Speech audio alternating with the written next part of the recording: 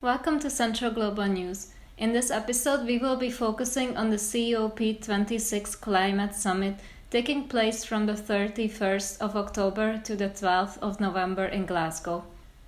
The summit is attended by up to 25,000 people, including world leaders, businesses, campaigners, negotiators, and journalists.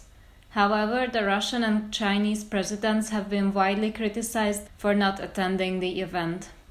The COP26 aims to put the world on track to keep the rise in global average temperature below 1.5 Celsius compared to pre-industrial times, which is what we need to do in order to avoid the worst impacts of climate change according to scientists.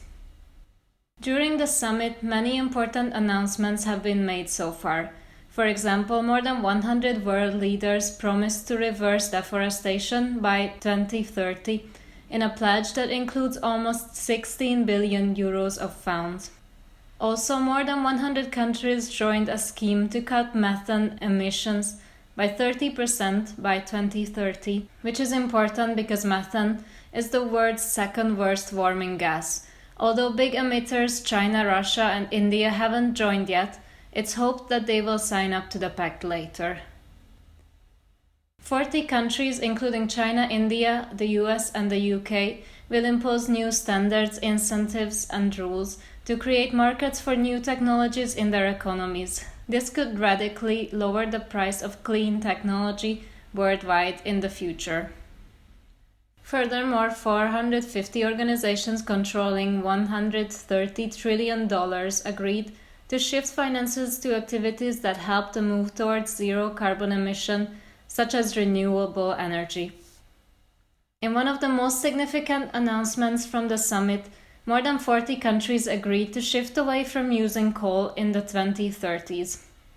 Coal use is one of the biggest causes of greenhouse gas emissions, according to the International Energy Agency. Therefore, it is the biggest contributor to climate change. Unfortunately, some of the world's most codependent countries, including Australia, India, and the US, haven't signed up. China also hasn't backed the plan, which is alarming, since it is the world's biggest polluter. Critics say that for the world to stay within the 1.5 Celsius goal, developed economies should stop using coal before 2030, so the deadline of the pact should be brought forward. It is especially important because, according to experts' predictions, this year, global carbon dioxide emissions are set to rebound to near the levels they were at before the COVID-19 pandemic.